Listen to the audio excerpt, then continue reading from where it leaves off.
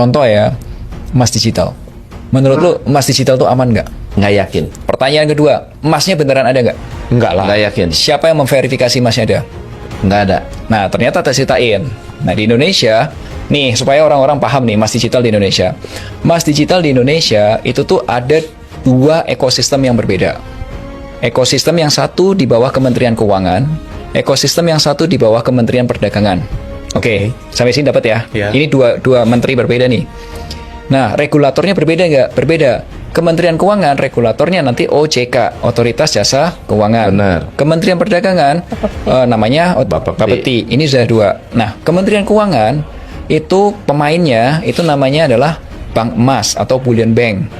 Di Indonesia ada dua merek. Ya, ada dua bank, ada dua bank emas, satu ya yang PSI, satu Pegadaian. Itu satu nih. Siapa yang memverifikasi emasnya beneran ada dan jumlahnya 1:1? Ya, regulatornya dia, yaitu OJK. Siapa yang ngaudit? Ya OJK. Yaitu.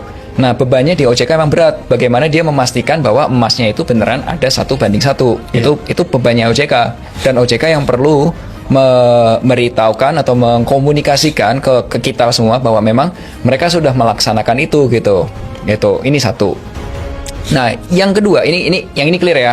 Yang ini ekosistem ini clear. Nah, ekosistem yang kedua di bawah Kementerian Perdagangan ini yang melakukan bukan bank emas, tapi individual pakai teknologi, pakai aplikasi biasanya. Itu di Indonesia setahu gua tuh sampai kita podcast ini itu tuh baru ada 8 player atau 8 perusahaan pedagang emas digital. Nah, cara kerjanya gini. Ini menurut gua lebih menurut gua lebih open gitu.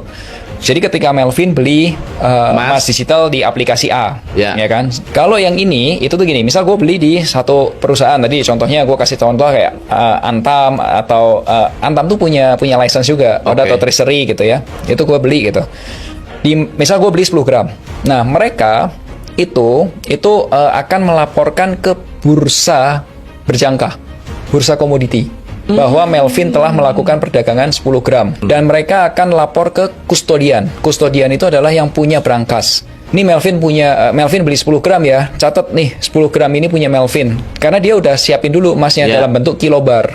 Terus udah uangnya kemana? Kan ada transfer uang. Uangnya ke clearing. Clearing catat, ini Melvin sudah punya ya 10 gram nih belanja nih tadi transaksi sekian. Dan itu tiga-tiganya diverifikasi oleh pihak yang 3 independen berbeda ini. Dan ini semua lapor ke Bapepti. Amit-amit nih perusahaan lu tutup. Emas gue hilang nggak? Nggak, karena catatannya ada di 3 perusahaan yang berbeda. Kayak kamu bisa kamu bisa pindahin ke perusahaan emas digital yang berbeda gitu.